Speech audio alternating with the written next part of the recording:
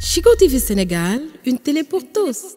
Dans l'ensemble, nous sommes très satisfaits de la rentrée scolaire 2024-2025. L'innovation majeure cette année en termes donc de visite des centres, des établissements, des écoles, des lycées. Souvent c'était le ministre qui faisait ces visites. Cette année, nous avons demandé au niveau central de se déployer partout dans la région de Dakar et nous avons demandé aux IA et ZIEF dans les différentes régions aussi de faire exactement la même chose que nous ici à Dakar. Pour ce que nous avons eu à visiter, nous sommes très satisfaits. Les écoles sont prêtes, les enfants sont prêts et les enseignants sont au rendez-vous.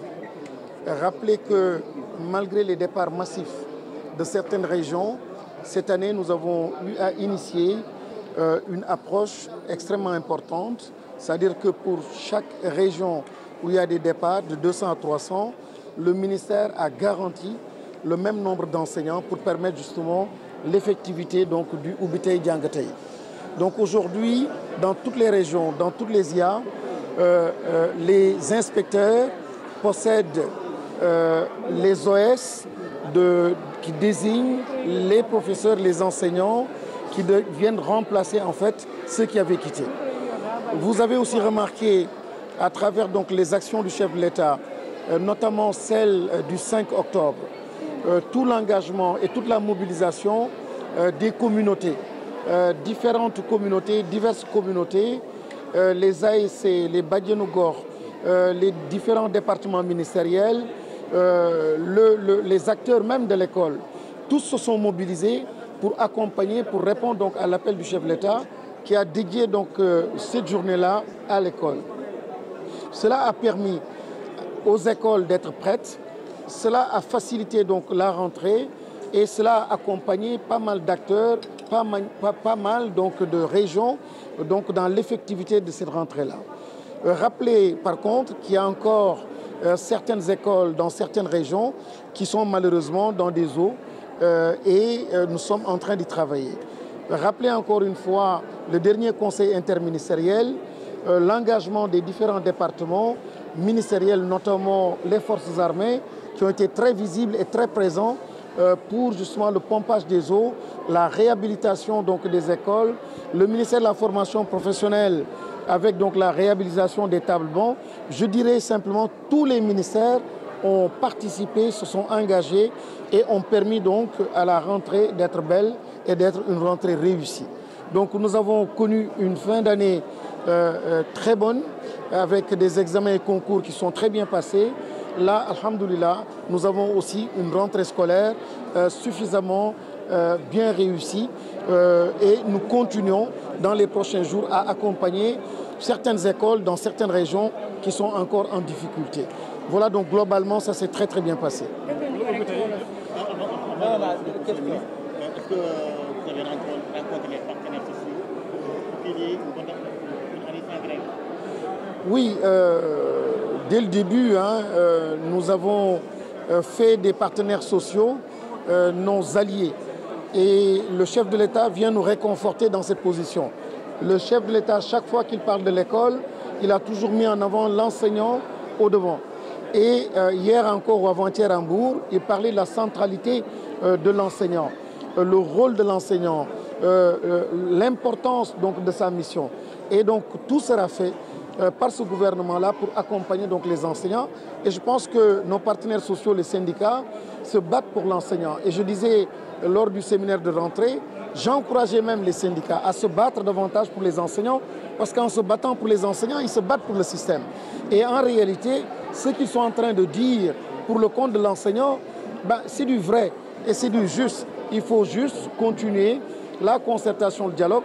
Heureusement que le chef de l'État, très sensible donc à cette question-là du dialogue, exhorte tous les membres du gouvernement à faire donc de cet exercice du dialogue une activité donc quotidienne, une activité régulière.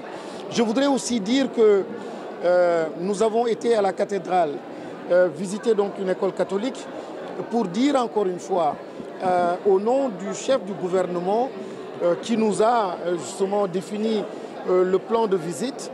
Et dans ce plan de visite-là, la cathédrale était importante symboliquement par rapport à l'excellence, donc au travail que ces écoles continuent d'accomplir, ont toujours accompli pour le compte du système de façon générale. Pas mal de nos dignes fils sont sortis de ces écoles. Et le modèle est un modèle extrêmement intéressant. Donc il fallait rendre visite donc, à ces écoles pour les encourager, magnifier donc, ce qu'elles sont en train de faire. C'était le lieu pour nous aussi de rassurer tous nos compatriotes, pour dire en réalité qu'il s'agit d'une seule école, il s'agit de l'école sénégalaise, il s'agit d'une seule nation, la nation sénégalaise. Et donc, tout sera fait pour justement cette cohésion qu'elle soit renforcée. Tout sera fait pour que ces écoles, dans leur diversité, continuent à accompagner avec leur talent, leurs compétences, leur expérience, le système éducatif et nos enfants. Et l'objectif du chef du gouvernement, c'est surtout de préserver donc cette diversité culturelle qui fait la singularité, le signe distinctif donc, de ce pays-là. Donc que tous les centres, tous les lieux où on éduque, qu'on éduque au civisme, qu'on éduque donc à la citoyenneté, qu'on éduque simplement au patriotisme, je crois que c'est là l'enjeu. Et la question de l'éducation aux valeurs est une question centrale dans le projet. Pour le chef de l'État et pour tout le gouvernement, cette question-là est centrale. Et je dirais même pour tous les citoyens, nous pleurons parce qu'il y a de plus en plus de l'insécurité. Nous pleurons parce que de plus en plus les enfants prennent la voie donc, des océans. Nous pleurons parce que de plus en plus nous reconnaissons, en tout cas de moins en moins, nous reconnaissons nos enfants. Parce que très loin de ce que nous aimons, très loin de ce que nous apprécions et de l'enfant modèle que nous voulons produire. Donc aujourd'hui, l'enjeu pour l'école, c'est bien sûr l'instruction, mais l'enjeu, c'est aussi la question fondamentale de l'éducation. C'est comme cela qu'il faut comprendre les orientations du chef du gouvernement en demandant de mettre en avant cette question-là de l'éducation au civisme, à la citoyenneté, l'éducation donc aux valeurs et naturellement, ça passe aussi par le respect donc des diversités et l'accompagnement de ces enfants pour permettre donc l'éclosion des talents. Donc c'est trop pour un pays qui a besoin de son capital humain. On ne peut pas se permettre de perdre un seul enfant en cours de route. Donc chaque enfant, peu importe la région d'où il vient, peu importe sa religion, peu importe sa culture, nous devons l'accompagner, l'école doit l'accompagner pour aller chercher chez lui donc les talents et les compétences qu'il faut pour justement participer au développement de notre nation. Et elles sont déjà effectives, donc l'anglais c'est une effectivité, c'est une réalité. Donc au niveau préscolaire et élémentaire, les langues nationales aussi, nous sommes passés de 9 académies, aujourd'hui à 13 académies. Donc 13 académies vont justement introduire les langues nationales. Et ces langues nationales, au-delà donc des langues et de la communication, vont aussi miser ou porter sur les mathématiques, les sciences. Donc nous sommes en train d'avancer et il y a une véritable introduction et une véritable appropriation des langues nationales par le système. Et c'est encore une fois pas une question idéologique, mais une question de performance scolaire. Donc l'introduction des langues nationales va permettre simplement à l'enfant, à bas âge, d'être beaucoup plus performant. Et c'est là le souhait donc, du chef de l'État. C'est aujourd'hui les instructions que nous avons reçues au sein du ministère de l'Éducation nationale. Bon, je ne peux pas traiter des particularités, mais pour le public, des orientations claires ont été données. Mais l'orientation majeure et le souci, encore une fois, de ce gouvernement, c'est d'alléger tout ce qui est coût, tout ce qui est cherté de la vie.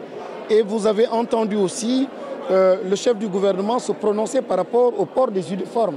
Nous avons reçu instruction pour rendre obligatoire le port des uniformes et nous y travaillons. Donc déjà cette année, il y a une partie du système qui va bénéficier donc de cet accompagnement-là et je pense que c'est une façon de soulager les parents.